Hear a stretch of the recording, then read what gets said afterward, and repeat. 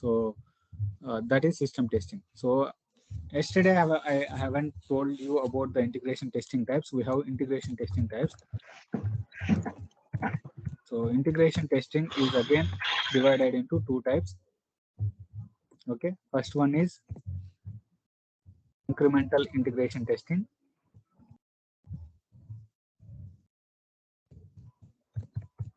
Incremental integration testing and non-incremental integration testing. Okay. So again, incremental integration testing is of two types.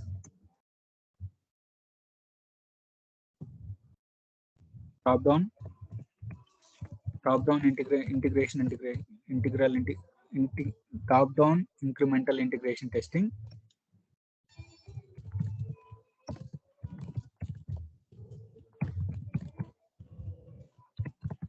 and bottom-up incremental integration testing.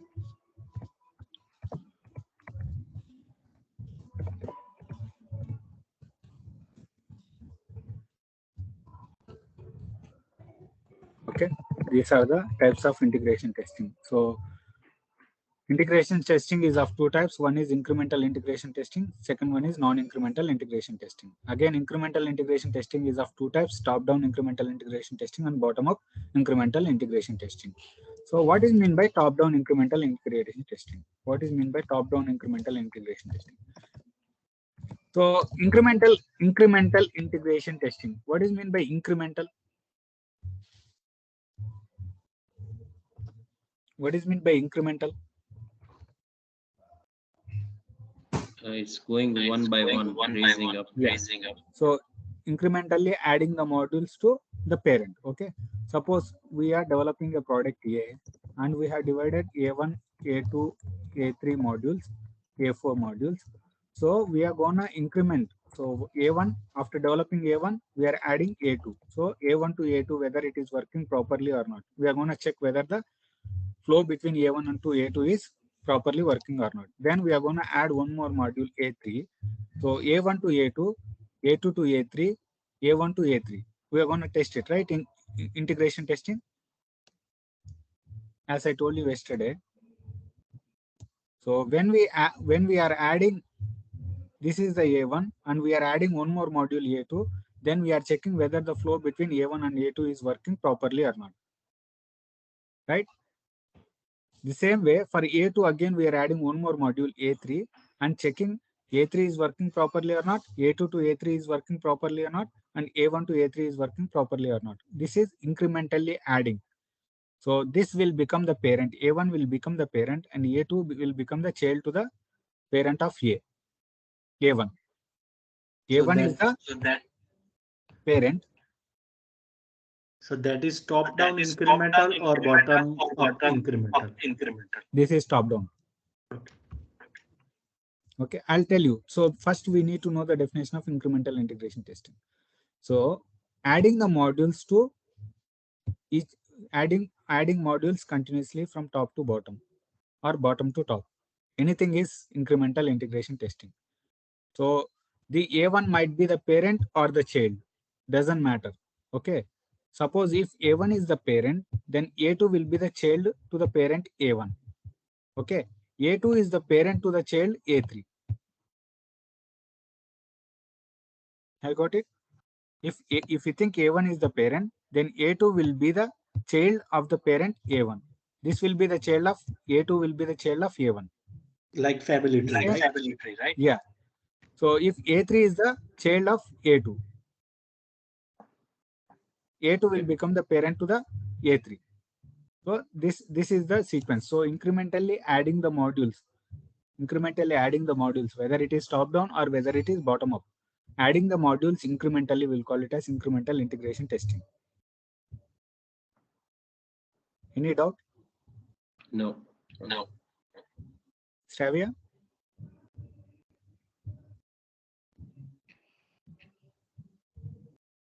Stravia, can you able to understand? Oh, yes, sir. Yes, sir. Okay. So that is incremental integration testing. Now we'll discuss about what is top-down incremental integration testing, what is bottom-up incremental integration testing. So top-down incremental integration testing. So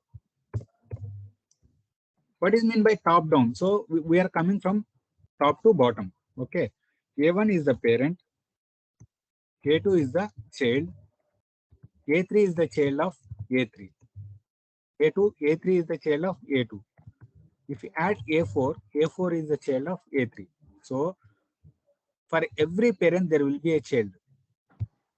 So parent to child, testing it from parent to child, we'll call it as a top-down incremental integration testing.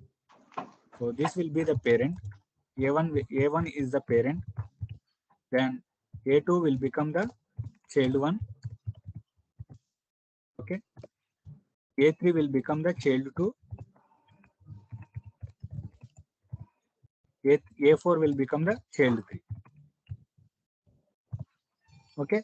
A1 is the parent, A2 is the child, A3 is the child 2, A4 is the child 3. This is incremental integration, top-down incremental integration testing. So this will be the parent of these three childs, and for A2, A3, A4 are the childs. Okay, for A3, A4 is the child. Incrementally, top to bottom, incrementally adding the childs to the parent. Okay, this we'll call it as top-down incremental integration testing. Let us take an example. Gmail application. Okay. Okay, we have, let us assume that we have already logged in into the application. We have already logged in as a user. Okay, now I need to compose an email. Compose email is A1. Okay, let us assume A1 is the compose email.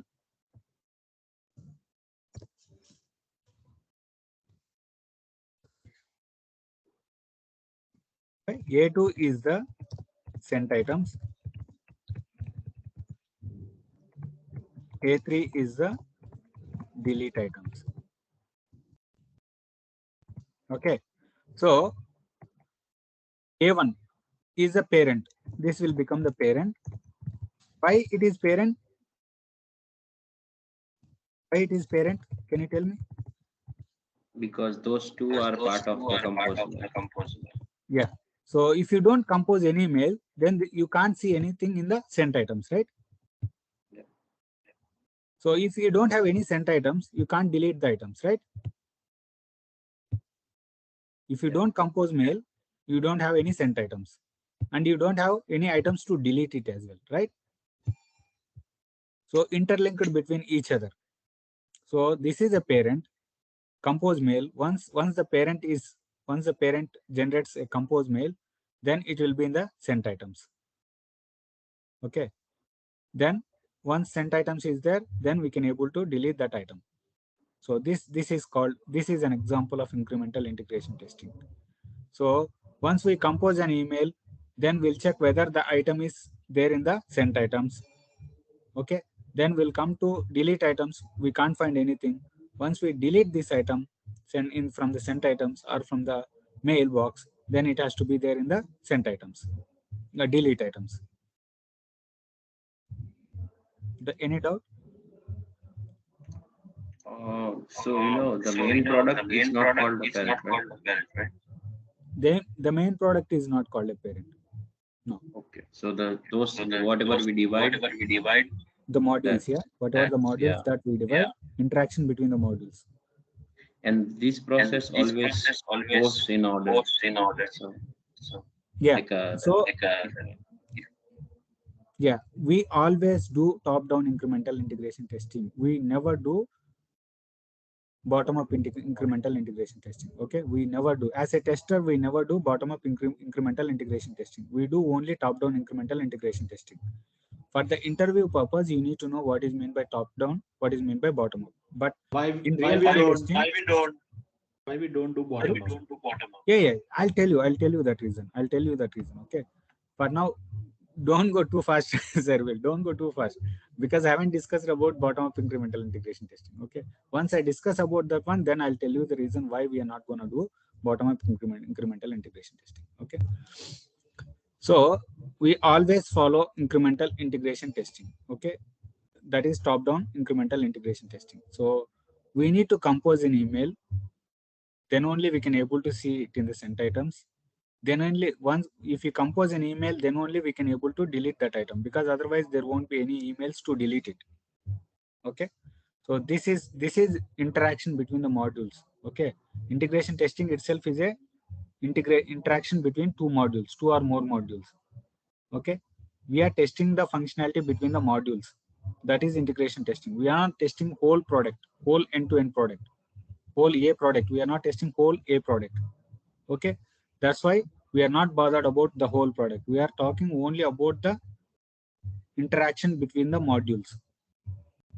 So okay, this whole product is like total Gmail application, we'll call it as A, and in that we are dividing A1 module, A2 module, A3 module. So we are testing interaction between A1 to A2, A2 to A3, and A1 to A3. This will call it as integration testing. So incremental integration testing is like from top to bottom, where the top one will be the parent, and the remaining whatever the shells that are there in the bottom. Have you got it? Yeah. So now if we come to bottom up incremental integration testing, it will be in the reverse order. So if we take the same application, A3 will become the parent. Okay, A2 will become the child. Okay, so it's in the reverse order. A1 will become the child. Okay, we can draw like this, or this A3 will become the parent of A2, A2 will become the parent of A1, like this. So this is, suppose if we take the same example, compose mail, sent items and delete items, can we able to test it delete items directly? No. If I take, No. right, can you able to test it? No. We can't test, right? A3, can you able to test delete item directly? No. No. So can you able to test it compose sent items directly? No. Can you able to test compose mail? No. Yes. Compose mail. Compose No, mail we can able to test. we can, right? Yeah, we can able to test the Yeah, compose. but not without login. Yeah, what without so we can able to compose the mail, that we can test it, but from bottom to top we are not able to test it. So that's why for testers we are not able to do the bottom up incremental integration testing. Only the developers can able to do this, because they will implement in such a way that first they will implement delete item, they can implement directly delete item, they can implement directly sent items, they can implement directly to the compose mail. So what they'll do, they'll write a different methods. For delete item they'll write one method, sent items they'll write one method, compose mail they'll write one method, and they'll check whether the delete item method is working properly or not, whether it can able to delete it or not. Though they are not able to compose it, but they can able to write a code in such a way that whether the sent item, whether the item is getting deleted or not. So they'll write a method in such a way that whether they can able to delete item. The same way sent items, they'll write separate method, and they can verify in the unit test whether sent items are there or not. The same way compose mail, they can compose mail and check whether the compose mail is generated or not. So by coding wise they can do whatever they want, but from when it comes to the testing point of view, we can't able to test it in the bottom up incremental integration testing.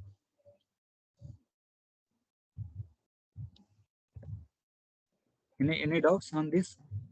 No. Servil? No, sir. No. Okay, so whatever they write, right, developers will write methods for each and every functionality. So for compose mail, they will write a method, separate method to check the compose mail. They'll write separate method to check sent items. They'll write separate method to delete items. So each method, whatever the method they have written for compose mail, it will take care of only compose mail. It won't check whether sent items it has sent or not, whether it delete items is working or not. It will check only whether he can able to compose that mail or not. Okay. The same thing, sent items, it will only check whatever the method they have written for sent items, they'll be verifying whether the sent items is there or not, whether available or not. Okay. The same way, whatever the deleted mail is there in the delete items or not, just they will verify like that. So they will write separate methods to check those methods are working properly or not. Okay. So that's why only bottom-up incremental integration testing will be done by the developers. We are not doing bottom-up incremental integration testing because it is not possible to us to test it without composing mail. We can't able to check whether the sent items is present or not, whether the delete item is present or not. So we always follow top-down incremental integration testing in our as a tester. We don't follow bottom-up incremental integration testing. Okay. Any doubts? Vishal, are you able to follow? Yeah. Okay. So can I go to second one, non-incremental integration testing?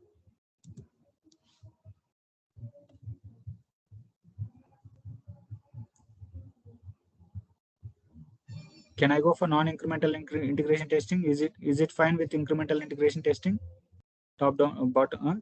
Incremental integration testing is of two types: top down incremental integration testing, bottom up incremental integration testing. So now we go for non-incremental integration testing. This one we never follow non-incremental integration testing. It's very difficult to test it. So we don't know which is parent and which is child. In non-incremental integration testing, we don't know what is parent, we don't know what is child, we don't know anything. At that time, we follow non-incremental integration testing. So, but we never do non-incremental integration testing because A1, like this, we have different modules. Okay, we don't know which is parent and which is child. We don't know which is parent and which is child. Then is it possible to test this if we don't know parent, if you don't know the parent and if you don't know the child? Is it possible to test? No. You don't know the flow, No. right? No. Where it is starting and where it is ending, where is the child, where is the parent. If you don't know the parent and child, then it's impossible to test it because we don't know where to start. So that is non-incremental integration testing. So if I show you the image, you already have the documentation, right? So if you see the image on the page number, don't know page number, what is the page number here? Non-incremental testing, when data flow is very complex, when it is difficult to identify who is the parent and who is the child, that time it's difficult to test it. Non-incremental integration testing. So we never follow this. Okay, just we randomly we check. If anyone asks us to check the non-incremental integration product, then we normally check the flow whatever we have. So but we may miss the defects there. Okay, this will also call it as big bang method. Okay, don't worry about this one. If someone asks you what is non-incremental integration testing, then say that non-incremental integration testing is not possible as a tester to do it because we don't know the parent and what is parent and what is child, so we don't know where to start, so it's very difficult to test it. Okay, they may ask you what are the different types of integration testing. Okay, so non-incremental integration testing and incremental integration testing. Again, incremental integration testing is of two types. One is top-down incremental integration testing. The other one is bottom-up incremental integration testing. You need to tell about those things and non-incremental integration testing. So it's very simple. No need to worry about much. Clear?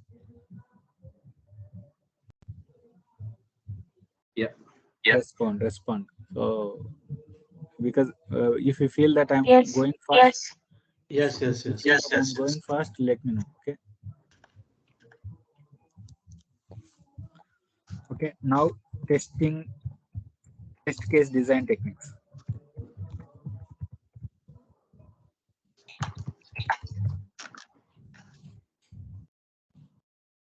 Test case design techniques. Okay, we have 5 types. Okay, to design a test case, what is meant by test case, what is meant by test scenario, so that we'll discuss later.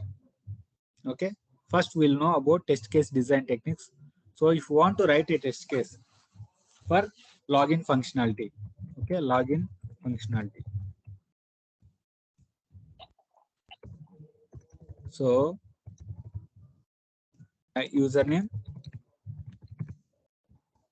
password, click on login, cancel. Okay, these are the 4 fields that we have. Suppose let us assume that we have 4 fields. We need to enter here username, which should be 8 to 12 characters.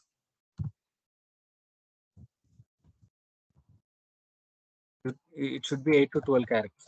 So how you are going to test the username? What all the test cases that you're going to write? You need to write both positive and negative scenarios, right? I already told you. Whenever we are designing anything, yeah, 7, 8, 12, 13. Yeah. So we don't want to do over testing. What is mean by over testing? Checking whether 1 to 0, 1, 2, 3, 4, 5, 6, 7, 8 is working or not. Whether 8 to 12, 8, 9, 10, 11, 12. I don't want to test like over testing, do over testing. So I don't want to test before 8 all the fields and after 8 all the fields, after 12 all the fields. I don't want to do that testing. That is over testing. So I don't want to do that.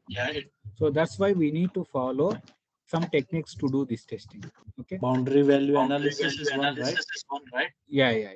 So please, I'll because they don't know anything. You might be knowing something. So let me come from the beginning. Okay, sir, will please. So first one is equivalence, as partitioning. Okay. Second one is boundary value analysis.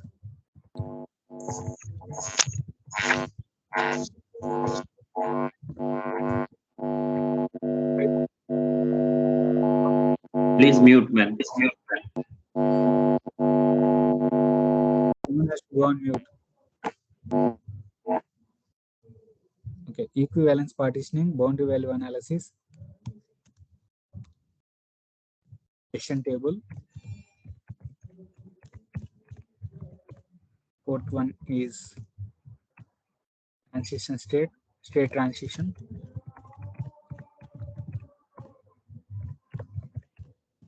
Fifth one is error guessing.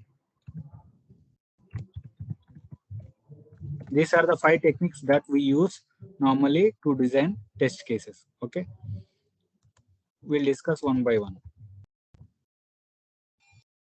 So what are the types of test case design techniques? Equivalence class partitioning, boundary value analysis, decision table, state transition, and error guessing. These are the 5 types that we have to design a test cases. Okay, these are the 5 techniques that we use normally to design test cases. What is meant by equivalence class partitioning? When we are gonna use this one?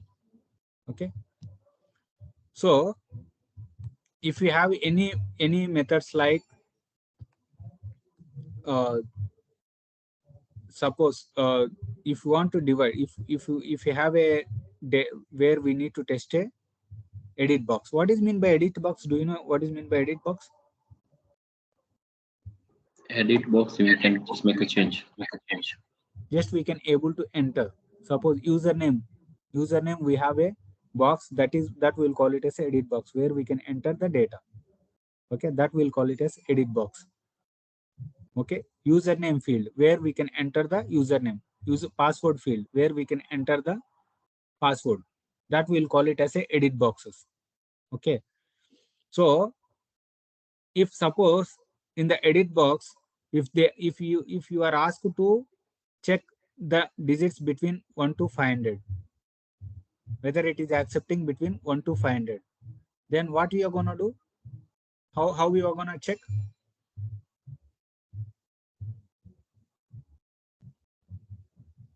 Are we gonna put all the numbers one by one?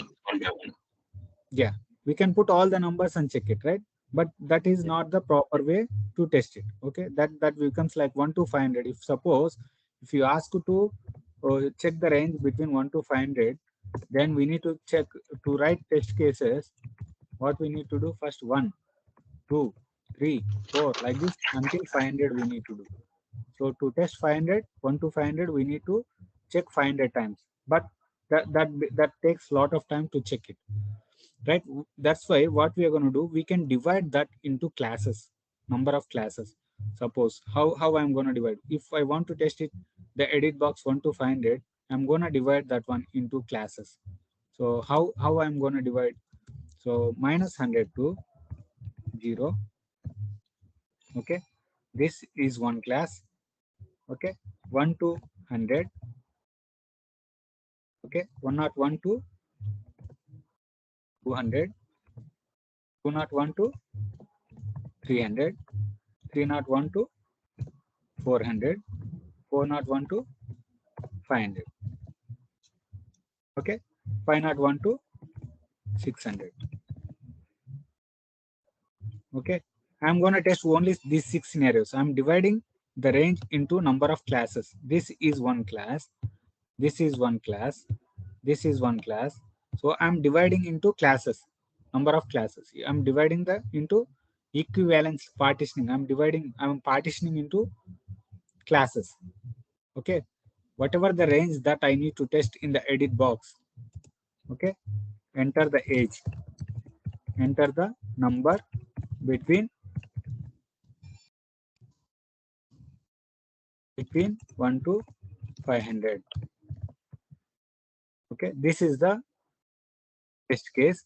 So if I want to test this one, this edit box, then I need to check what all the values that is gonna take it. 1 second, let me take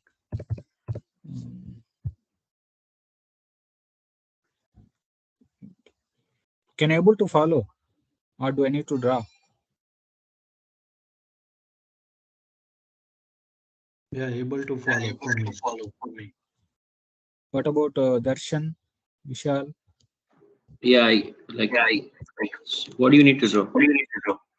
No, if I want to draw any edit box or show or something like that, no need, right? This is edit No You box. need. can if you. Yeah, this is an edit box. Is one mute? Everyone go on mute.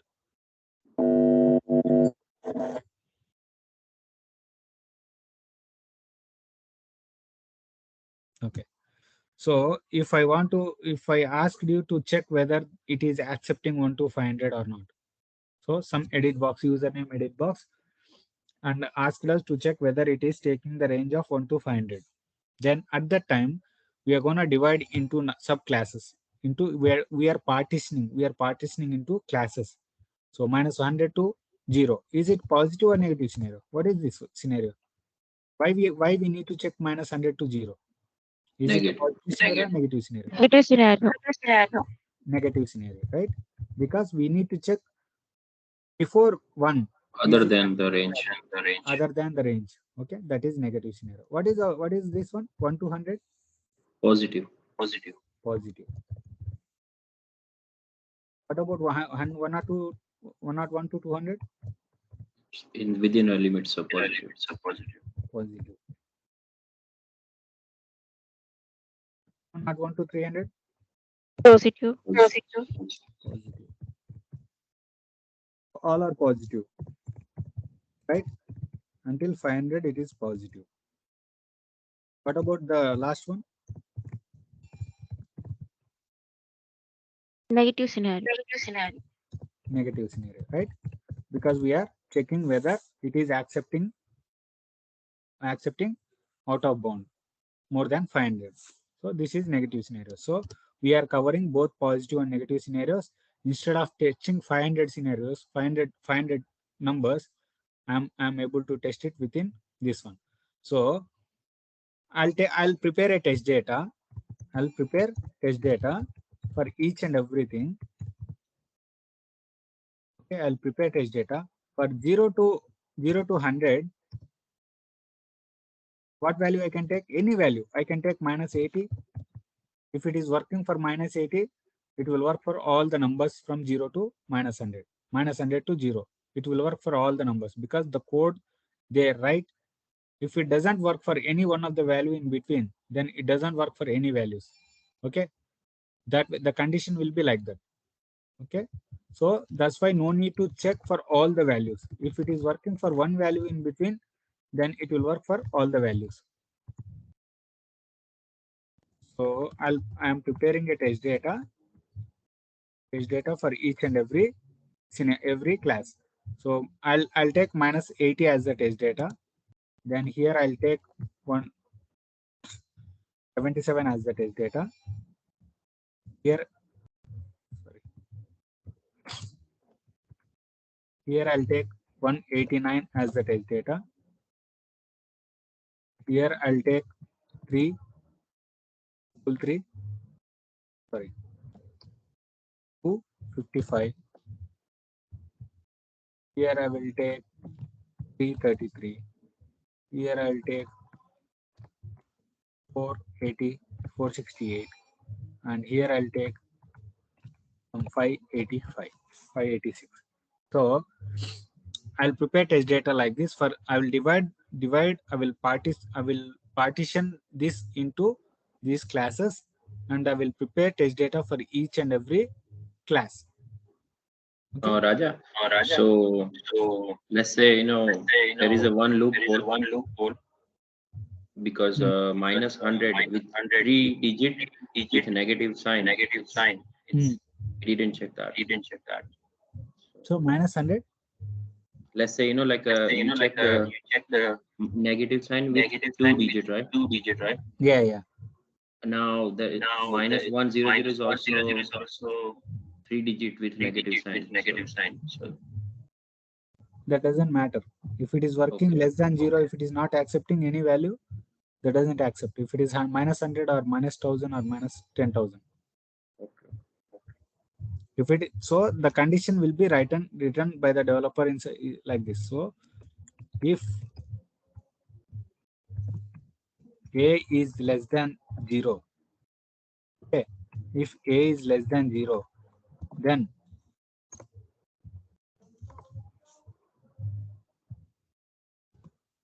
then fail. Okay, if a is less than 0 is accepted, then fail. Else pass. Will be written condition like this. Okay, if a is less than or equal to 0, then it has to fail. If it is accepting a is less than or equal to 0, then it has to fail. Else it has to pass. So now can you pass? Can you see? Can you a is less than or equal to minus 100? What is the condition? Is it pass or fail?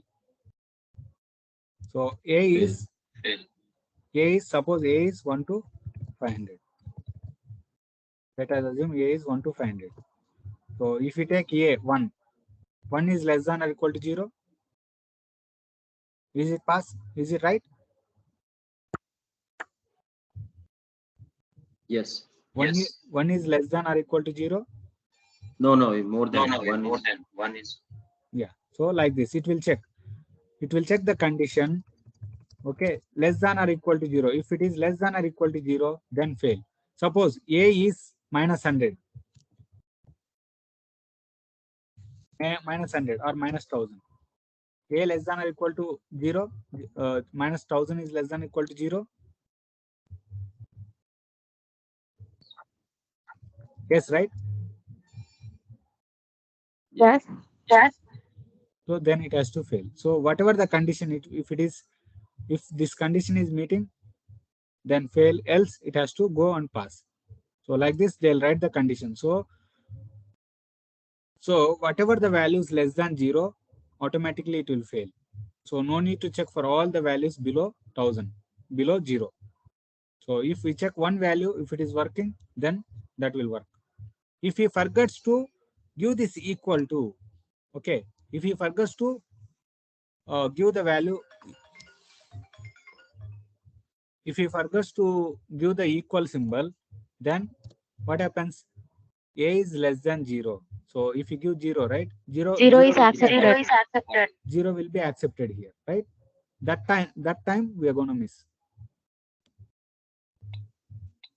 Okay. So we need to test 0 also. Okay. We need to test 0 also at that time. So that's why we need to make sure what all the test cases that we are covering. If the developer forgets to give equal symbol here, a less than or equal to symbol, then that will fail if we only test it only for minus 80. So because it will accept 0 also. Okay. So like that, we need to divide the classes into partition. This will call it as a partitions. That partitions will call it as a class. Each partition will be called as a class here. Equivalence class partitioning. So each partition is considered as a class, and for each partition we are preparing a test data and we are validating whether that edit box is working between the range of 1 to 500. Okay. So this is, so 1 to 100, if you check if it is working between 1 to 100, then if you check any value in between 1 to 100, if it is working, then it will work. So like this, we are going to divide into partitions, and each partition will call it as a class. This is called equivalence class partitioning. Understood? Any doubt?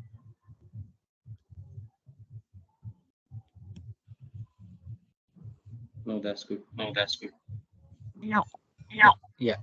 So this is equivalence partitioning. So we will be dividing the data, whatever the range that we have. Suppose if we take alphanumeric now, I'll take one more example. Let us assume that I need to enter a name. Allow only alphabets, only name. Okay, where it is gonna accept only alphabets. So this is the edit box where it can be able to allow only alphabets. Allow only alphabets. Okay, this is the test that we need to do. How you are going to test it now? How you are going to divide into classes? Only We can alphabets. try numbers and alphabet, special Okay. character and numbers and alphabet, special character and Any like that. testing, see, yeah, any testing, whatever you do, first you need to do positive testing. Okay. Yeah. You need to start with positive first. Remember that one. First positive testing, then only we need to go for negative testing. Because if positive testing itself not working, And there is then no no point to point of waste doing time. negative testing, right? There is waste of time to do negative testing before it is working for positive. So whenever we start our testing, we need to start with positive testing. First check whether it is working for positive data. If it is working for positive data, then only decide what all the negative testing that we need to do. Okay. So first I'll check whether A to Z it is accepting. I'll take any one of the value. Okay. That is the test data. A to Z. Okay. What else?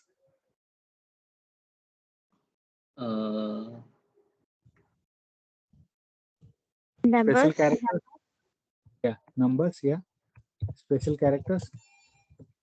Numbers.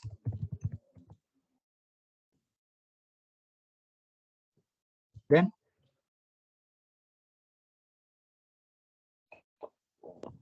spaces.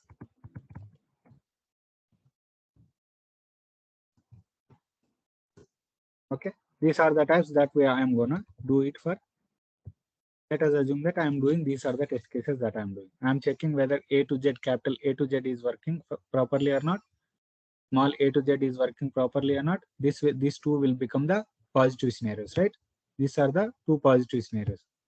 Okay, allow only alphabets. Okay, special characters, it will become the negative scenario because it should not accept any special characters, because it is, the condition is only to allow alphabets. So numbers, it should not, this is negative scenario.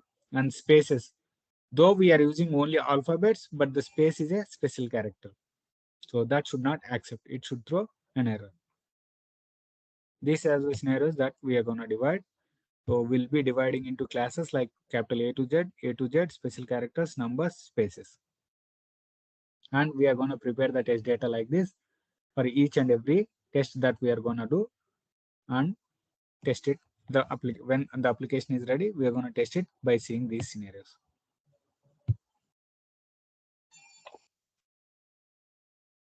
Okay, this is equivalence partitioning. Any doubts? No, sir. No, sir. No. Yeah. Next one is, second one is boundary value analysis. What is boundary? Maybe you just decide as a particular area or to work on. What is boundary? A fixed Outline? region. So if I say it has to accept only 8 to 12 characters, what is the boundary value of 8? What is the boundary value of 12? That is the boundary, right? 8 to 12 is the boundary. Yeah. If we are asked to test the username field, whether it is accepting 8 to 12 characters. Okay, whether it is accepting 8 to 12 characters. In this one, what is the boundary? This is the boundary. 8 is the boundary, 12 is the boundary. Okay. 8 and 12 are the boundaries for that particular username field. How you are calling boundary? Because we need to test it with 8, we need to test it with 12, we need to test it. So we need to test it with 7, we need to test it with 11, we need to test it with 13. Only these scenarios I'm going to test it for this username. I'm not going to test any more scenarios. So in boundary value analysis, suppose 8 to 12, 8 is the min number. Okay, let us assume 8 is the min number, 12 is the max number.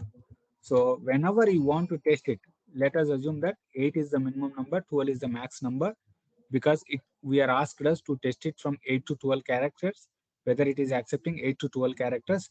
So we are taking those two numbers as min number and max number. So if you want to test this, min plus 1,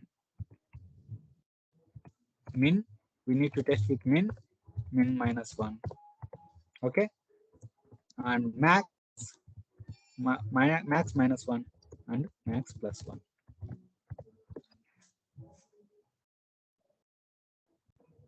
So these are the only scenarios that I'm gonna test it. Okay, max minus 1, max plus 1. So min is 8, min minus 1 is 7, max minus 1 is 11, max plus 1 is 13.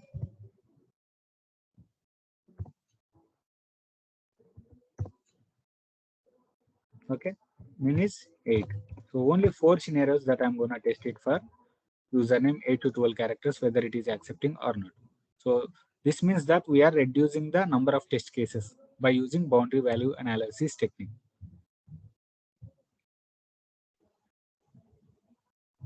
Any doubt?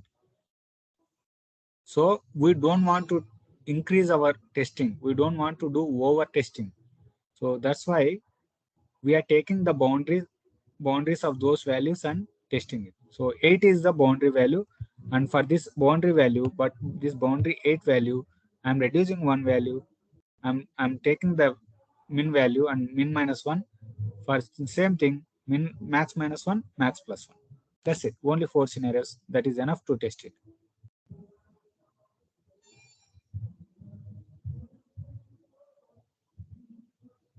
Any doubt? No, sir. So boundary value analysis is used to check the boundaries of the input. Okay. Checking the boundaries of the inputs. Here we can keep max also. Okay. So we are checking min 8, max 8, max 12, min minus 1, 7, max minus 1, 11, max plus 1, 13. So these are the 5 scenarios that I'm going to do for by using boundary value analysis. If I want to test any username field or any text field or any password field, if they are asked us to do this way, range between the range of values, then we can use boundary value analysis. Okay, wherever there is a chance to use boundary value analysis, we'll go for boundary value analysis instead of equivalence partitioning. Okay, if there is a chance to use boundary value analysis, then we'll prefer to go for boundary value analysis instead of equivalence partitioning. Okay, here also the range, right? 1 to 500 is also range. Here also we can do it boundary value analysis, right? One is the minimum value? Min minus 1, max minus 1, max plus 1, max. These are the 5 values. Can you able to test it with the 5 values here? This one same range, right? Yes, we can. So wherever possible to check with boundary value analysis, we'll prefer to go for boundary value analysis. Else we'll prefer to go for equivalence class partitioning. So in our testing, whenever we write a test case, whenever we want to write test cases, we go for boundary value analysis only. Okay, we prefer to go for equivalence partitioning, very less. We prefer to go only very less in to take equivalence partitioning. So whatever the test cases that we design, we'll design using boundary value analysis. Okay, so if there is no possibility to test with boundary value analysis, then we'll go for equivalence class partitioning.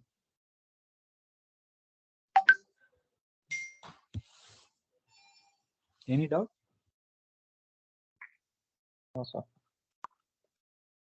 Okay, this is about boundary value analysis.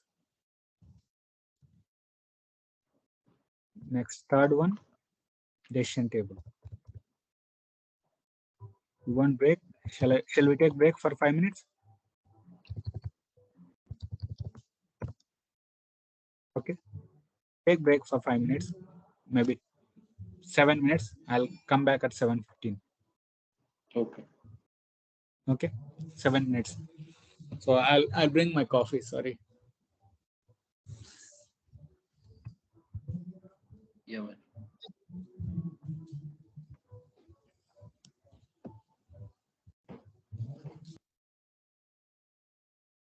Okay, you can close the recording for now. Stop recording. We can do it again after once class starts.